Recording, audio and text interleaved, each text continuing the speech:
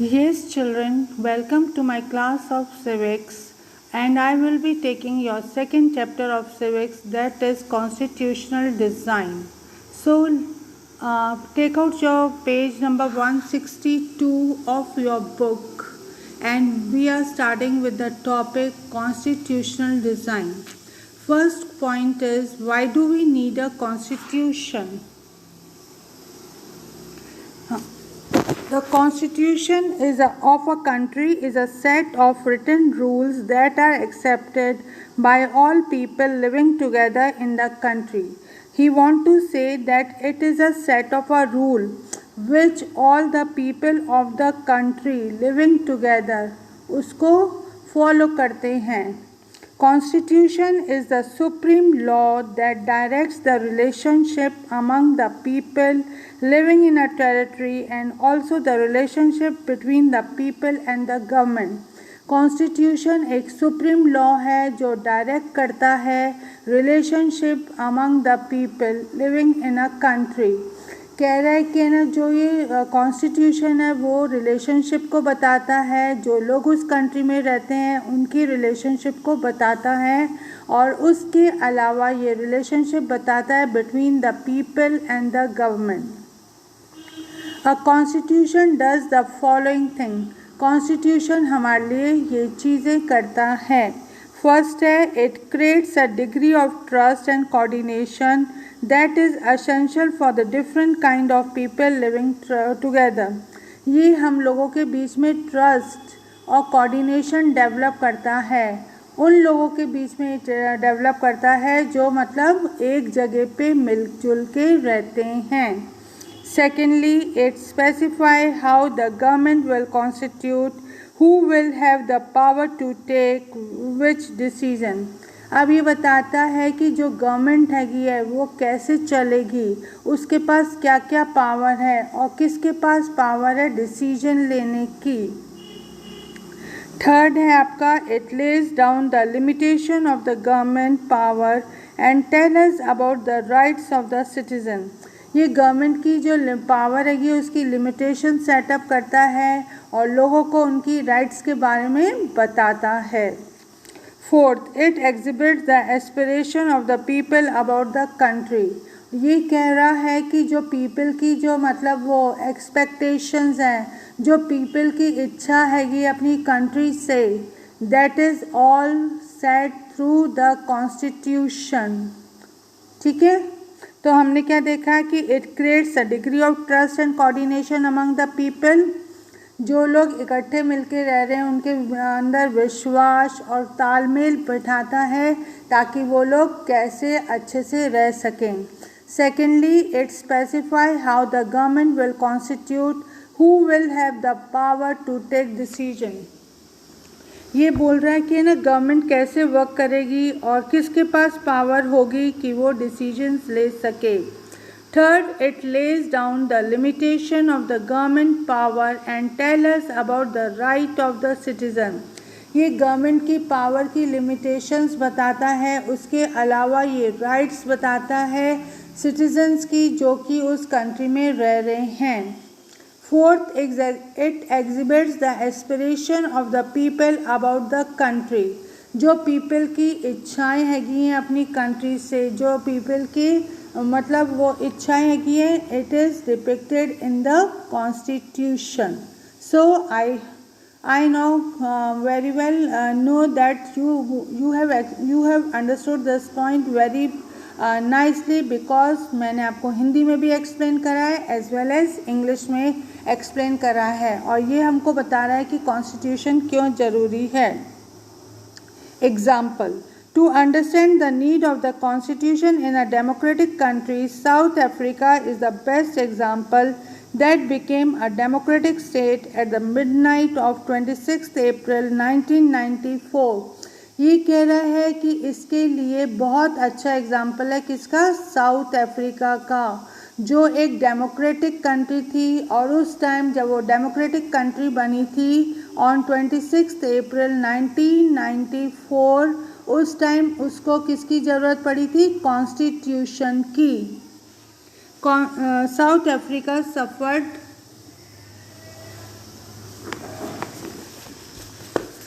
suffered apartheid racial discrimination for a long time. The white Europeans behaved with the non-whites as inferior and ruled over them with the arms and force without giving them any political right. ये कह रहे हैं कि जो south Africa है उसने बहुत struggle करी थी अपने आप को फ्री करने के लिए, क्योंकि साउथ अफ्रीका में कौन रूल कर रहे थे? आपके इंग्लिश रूल कर रहे थे and they were very cruel to the Africans. ठीक है, वो लोग उनके साथ उनको बहुत टॉर्चर करते थे, उनको बहुत इंसल्ट करते थे और तो और उनको अफ्रीकन्स को कोई भी पॉलिटिकल राइट नहीं दी गई थी कि अगर सपोज इलेक्शन होता है तो वो भी उस इलेक्शन में क्या कर सके? पार्टिसिपेट कर सकें।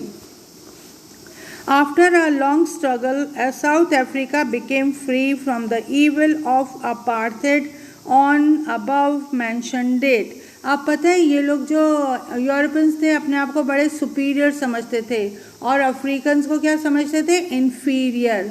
और वो रेशियल डिस्क्रिमिनेशन की जो उन्होंने पॉलिसी अडॉप्ट करी थी उसको हम क्या कहते हैं? अपार्थेड। अपार्थेड अपार्थेड का मतलब होता है भेदभाव करना बिटवीन द गोरे एंड द काले। ओके, गोरे वर कौन? They were Europeans and the black one were Africans. So इन लोगों ने बहुत स्ट्रगल करी in order to make the country free from the evil of apartheid. और वो कंट्री कब फ्री हुई थी? 26 अप्रैल 1994 एट द मिडनाइट। ठीक है, अब second next paragraph. After the appearance of the new democratic South Africa the black leaders requested to the fellow blacks to forgive the white for the aristocracies and they had committed while in power। अब क्या हुआ? Government democratic government form हो गई और जो Africans थे वो लोग तो बहुत गुस्से हुए थे। किससे? आपके यूरोपियंस से, क्योंकि उन लोगों ने उनके साथ बहुत इनजस्टिस करा था, उनके साथ उन्होंने क्या करा था? इनटॉलरेंट बिहेवियर अडॉप्ट करा था, उनकी वो बात बात पे इंसल्ट करते थे, उनको मेंटली टॉर्चर करते थे।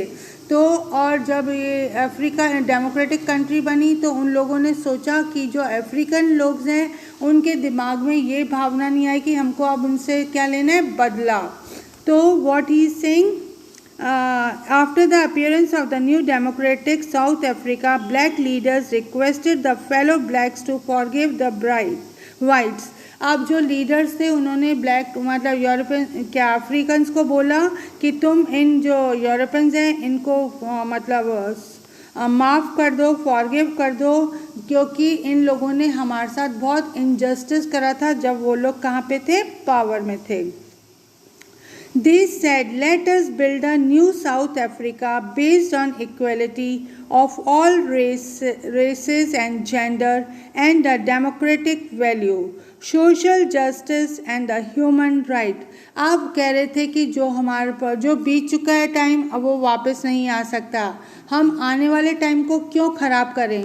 तो इसलिए वो लोग चाहते थे कि जब अफ्रीका के अंदर गवर्नमेंट बने it should be totally based on the democratic ideals of equality of all races. जितने भी लोग वहाँ पे रह रहे थे, कोई सी भी कास्ट को वो बिलोंग कर रहे थे, वो लोग सब कैसे रहने चाहिए? इक्वल पीसफुली रहने चाहिए। और ये पीसफुली कब रहेंगे?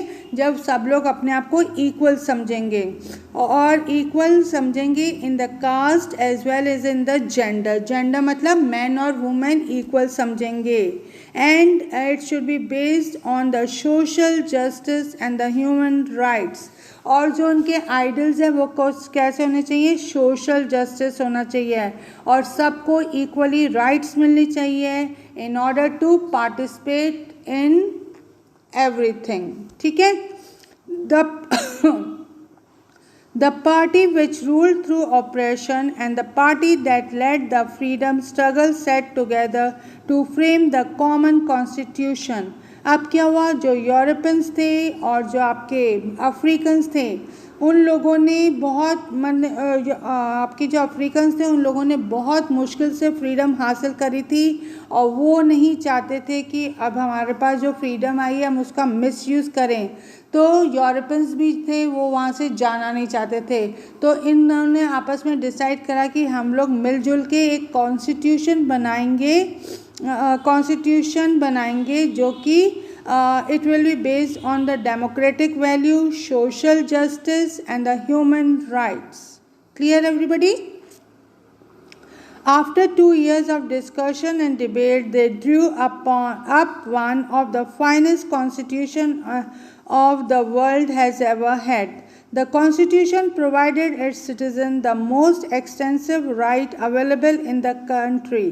Collectively, they decided that in search for a solution to the problem, nobody should be excluded and no one should be treated as devil.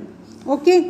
अब 2 साल की डिस्कशन और डिबेट के बाद उन लोगों ने कॉन्स्टिट्यूशन प्रिपेयर करा और ये constitution is one of the finest constitution that the world had. The constitution provided it's citizen the most extensive right available in the country. ये जो कॉन्स्टिट्यूशन था उसने सिटीजन्स को क्या प्रोवाइड करी थी? राइट्स प्रोवाइड करी थी. They decided that in search of the solution to the problem, nobody should be excluded. अगर कोई मुसीबत आती है तो हर एक person of the country will be involve, किसी को भी अलग थलग नहीं रखा जाएगा जैसे कि पास्ट में होता था. The preamble of the South African Constitution summarized this spirit. जो preamble है कॉन्स्टिट्यूशन का, जो मेन जिस्ट है, जो मेन पॉइंट है कॉन्स्टिट्यूशन का, वो इसके ऊपर बेस था कि ना किसी को भी अलग थलग नहीं रखा जाएगा बल्कि सबके सजेशंस लिए जाएंगे अगर कोई प्रॉब्लम अराइज होती है in order to find the solution. Is it clear to everybody? Now we are coming to the second point. How are the constitutions drawn? Making a constitution is not an easy task, and it becomes still more complicated when we study it with the reference to India. Read here how the Constitution of India was drawn to understand the process of making constitution. The drafting committee of the Constitution was done by an assembly of elected representatives called the Constituent Assembly. जो constitution बनाने के लिए एक assembly form हुई थी by the elected representatives which was called the Constituent Assembly. Elections were held in July 1946 to choose the member of the Constituent Assembly. इसके लिए elections हुए थे in July 1946 to choose the members who will be persons who will be the member of the Constituent Assembly. Its first meeting was organized in December 1946. Later, the country was partitioned into India and Pakistan. ये जो constitution का framework की अभी हम बात कर रहे हैं वो कहाँ की हो रही है? इंडिया की बात हो रही है. जो इंडिया के अंदर जो रिप्रेजेंटेटिव इलेक्ट हुए थे उन्होंने एक असेंबली फॉर्म करी थी. उस असेंबली को क्या बोला गया था? Constitute assembly. और इसके इलेक्शन कब हुए थे? इन जुलाई 1946. They elected the members of the Constituent Assembly. Its first meeting was organized in December 1946. Later, the country was partitioned into India and Pakistan. इसकी जो फर्स्ट मीटिंग हुई थी 1946 के अंदर हुई थी. उसके बाद जो हमारी कंट्री इंडिया थी, it was division between India and Pakistan. The Constituent Assembly was also divided for the India and that of Pakistan. The Constituent Assembly that wrote that the Indian Constitution had 29 members. जो Constituent Assembly India के लिए form हुई थी उसने कहा था कि India के पास कॉन्स्टिट्यूशन बनाने के लिए कितने मेंबर्स चाहिए? 299 members. The Assembly adopted the Indian Constitution on 26 November 1949. But it was enforced on 26 January 1950. ये कब हुआ था? 26 जनवरी 1949 में हुआ था पूरा, लेकिन इसको इम्प्लीमेंट कब करा था? 26 जनवरी 1950 के अंदर। और तब से हम लोग अपना रिपब्लिक डे सेलिब्रेट करते हैं every year on 26 January. Is it clear to you? Okay. The assembly had a fair geographical share of members from all the regions of the country. The Indian National Congress, which led the Indian freedom struggle, was a dominant presence in the assembly. और जो ये country के जो members थे पूरे India में से लिए गए थे, और वो ज़्यादा उन लोगों को लिया गया था जिन लोगों ने इंडियन स्ट्रगल के अंदर अपना बहुत इम्पॉर्टेंट रोल प्ले करा था, और उन इलेक्टेड मेंबर्स से क्या बनी थी? हमारी असेंबली बनी थी। However, the constitution was consequently agreed upon, and the assembly itself included the political groups and opinions. The assembly had many members who did not agree with the Congress. Socially, the assembly had many members from the different language group, caste, religion, and occupation. Even if the Constituent Assembly was elected by universal adult franchise, its composition would not have been much different. तो जो ये adult franchise ने जो मतलब form करी थी assembly, और उनके अंदर ज़्यादा कुछ डिफरेंस नहीं था। At last, the way in which the Constitution Assembly worked gave a spiritual dimension to the Constitution. और फिर इन लोगों ने मिलजुल कर सिस्टमेटिकली काम करा, और इसका नतीजा क्या हुआ कि हमारा कॉन्स्टिट्यूशन बन गया। The Constituent Assembly worked in a systematic, open and harmonious way. जो कॉन्स्टिट्यूट असेंबली थी वो बिल्कुल ओपनली काम करती थी, सब लोगों की राय लेती थी और मिलजुल कर काम करती थी। First, several basic principles were decided and agreed upon. अब कॉन्स्टिट्यूशन बन गया तो उन लोगों ने कुछ प्रिंसिपल्स को डिसाइड करा जिसके ऊपर सबकी सहमति थी। After that, a draft constitution was prepared by the drafting committee headed by Dr. B.R. Ambedkar.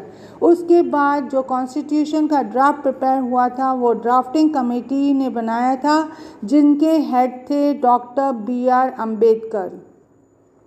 Several rounds of thorough discussion took place on the draft constitution clause by clause, and more than 2000 amendments were considered. अब हर एक point को discuss करा गया, discussion में लिया गया और फिर कंक्लूजन निकाला गया। इस कारण more than 2000 amendments हुए थे। The members pondered the deliberate for more than 3 years. Every document was introduced and every word was spoken in the assembly.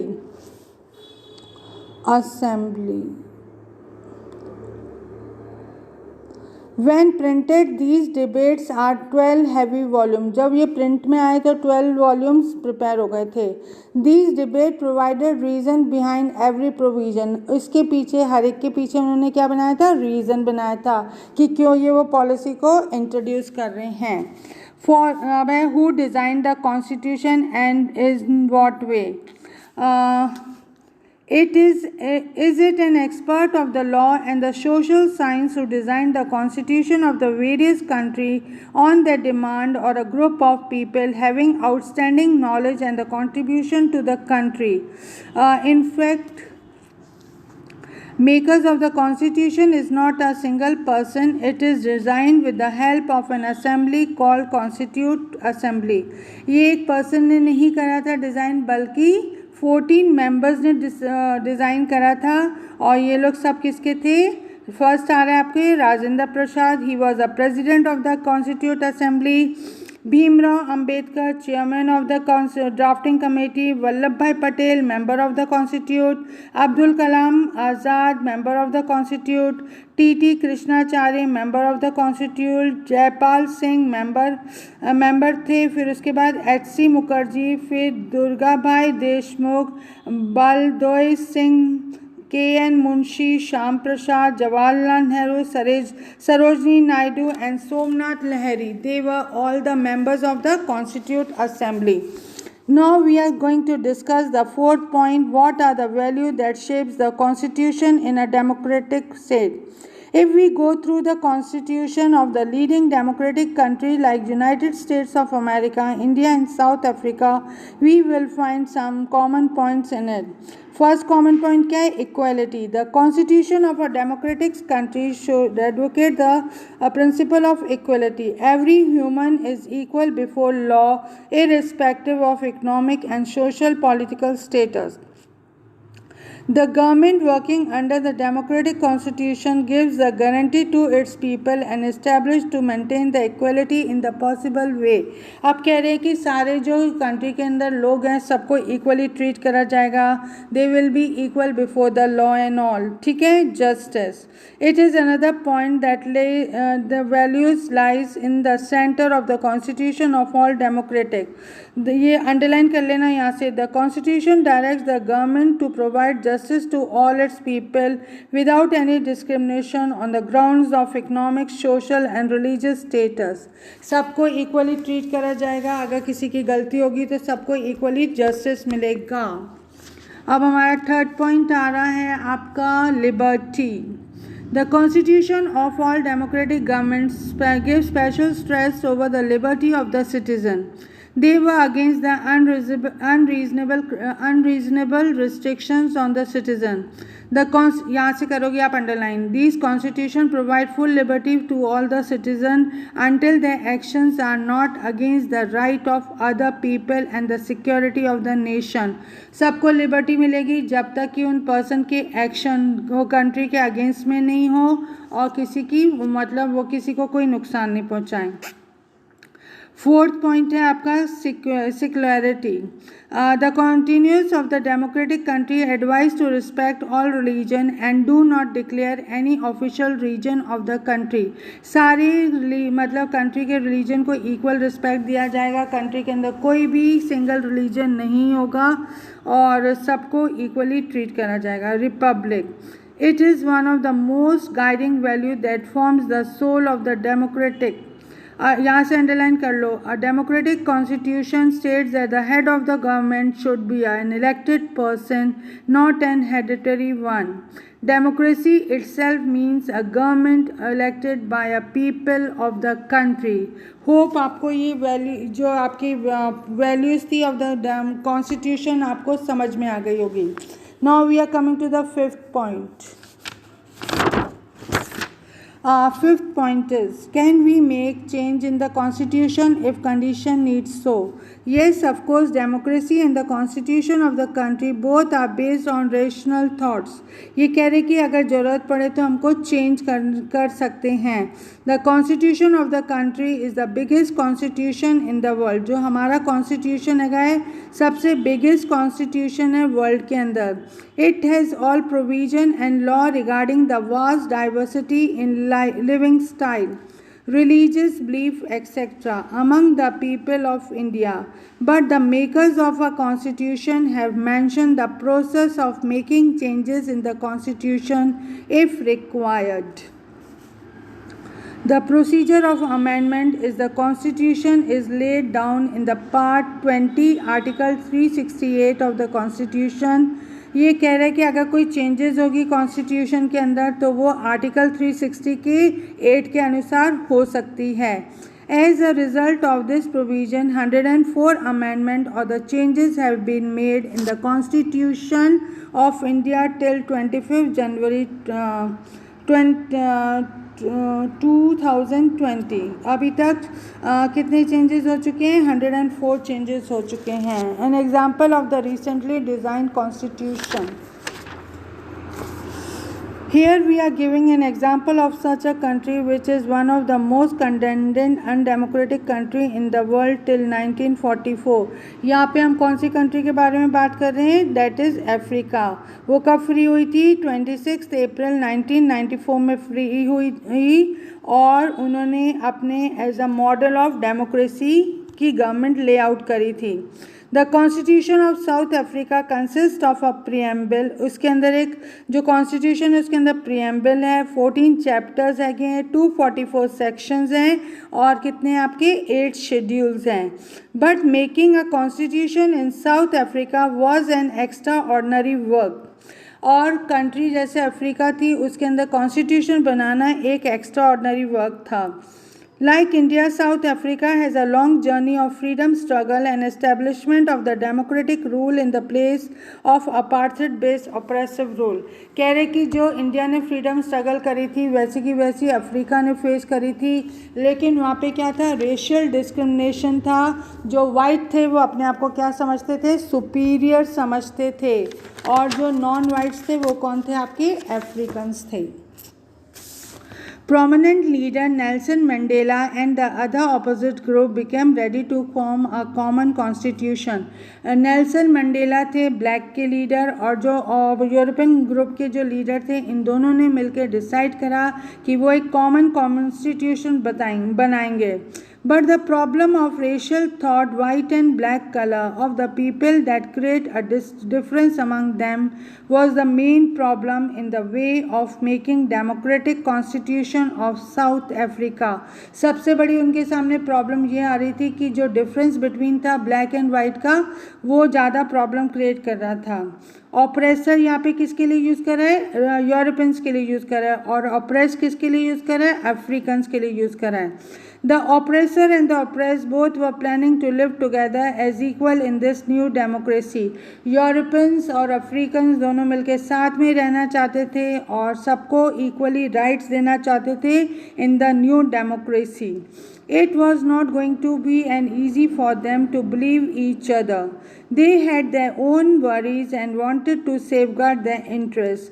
The black majority wanted to ensure that the democratic principle of the majority rule was not compromised. अब जो ये black थे, मतलब कि Africans थे, वो लोग large majority में थे और वो चाहते थे कि उनकी कोई भी राइट को पीछे नहीं करा जाए, बल्कि उनको भी सेम इक्वल राइट किसकी तरह मिली जाए, यूरोपियंस की तरह मिली जाए. They also agreed to accept the basic rights of the for the poor and the workers. अब यूरोपियंस को जाना नहीं था वापस इंग्लैंड वापस, तो उन लोगों ने बोला कि हम तो तुम्हारी सारी शर्तें मंजूर हैं हमको, और जैसे तुम कहोगे हम बिल्कुल वैसे मानने के लिए तैयार हैं. The black admitted that the majority should rule would not be absolute. They accepted that the majority would not take away the property of the white minority. जो ब्लैक थे आपके मेजॉरिटी में थे, उन्होंने बोला कि जब ब्लैक मेजॉरिटी में है तो वो लोग जो वाइट लोग जो थोड़े थे इन नंबर, उनकी कोई भी प्रॉपर्टी को नहीं लेगा. This compromise was not easy. How was this compromise going to be implemented? Even if they managed to believe each other, what was guaranteed that this trust will not be broken in future? कह रहे कि तुम तो अभी कह रहे हो क्योंकि तुम हमारे साथ रहना चाहते हो, लेकिन तुम्हारा क्या भरोसा जब हम लोग मतलब वेल इस्टेब्लिश हो जाए, फिर तुम लोग हम पे अटैक कर दो और फिर हमको तुम अपना स्लेव बना दो. इसलिए ये सब आने वाले टाइम के लिए इनके लिए बहुत पॉइंट्स ज़रूरी थे जिनके ऊपर उनके डिस्कशन होनी बहुत ज़रूरी थी. बेटा आप लोगों को मैं अभी यहाँ तक पढ़ा रही हूँ, चैप्टर 6 पॉइंट तक. आप लोग अपने चैप्टर को रिवाइज करना, और आज मैंने आपको कुछ क्वेश्चंस दिए हैं रिलेटेड टू द टॉपिक ही ओनली, लेकिन वो आपके पीछे के क्वेश्चंस नहीं है, वो भी आपको अपने क्वेश्चंस करने हैं होमवर्क कॉपी, वो सिविक्स की कॉपी के अंदर. और आपको ये अपना चैप्टर रीड करना है ताकि आप देख लेना कि आपको समझ में आया कि नहीं आया. ओके, और अब मैं आपके साथ क्वेश्चंस डिस्कस कर रही हूँ. See students, everybody has to do this work and submit it on 9. ठीक है, पहला क्वेश्चन है आपका, ये आपके जो क्वेश्चंस हैं जो आपको सब करने हैं इन योर सिविक्स कॉपी, और इसमें से कुछ ऐसे क्वेश्चंस हैं जो मैंने आपको इंटरनल मतलब चैप्टर के इन बिटवीन से दिए हैं. तो for this reason don't become panic, you have to do your work very nicely and neatly in your copy. जो रेस्ट ऑफ द चैप्टर है उसको आप रीड कर लेना, और अभी जो मैंने पढ़ाया आप उसको भी रीड कर लेना ताकि कोई प्रॉब्लम नहीं आए आपको. और ये चैप्टर बहुत इम्पॉर्टेंट है. बाकी का चैप्टर मैं अपनी नेक्स्ट क्लास में कंक्लूड करूँगी. Till then have a good day and enjoy your day. और ये मैं क्वेश्चंस आपको बता रही हूँ, देखो। Who said these words? I have fought against the white dominion and I have fought against the black. ये किसने वर्ड्स बोले थे? नेल्सन मंडेला ने। अपार्थाइड क्या थी? रेशियल डिस्क्रिमिनेशन थी, जो इल ट्रीटमेंट्स ब्लैक को दिया जा रहा था बाय द यूरोपियंस। और ये टाइम पीरियड कब का था आपका? 1948 से लेके 1989 तक। और ये अम्ब्रेला ऑर्गेनाइजेशन कौन है आपके? African national Congress. कॉन्स्टिट्यूशन क्या है? Fundamental legal document according to which the government has to work. कौन सी बॉडी ने प्रिपेयर करा था constitution of India? Constitute assembly में। कौन सा लीडर था जिसने स्ट्रगल लीड करी थी against racial discrimination? He was Nelson Mandela. Why is India called a Republic?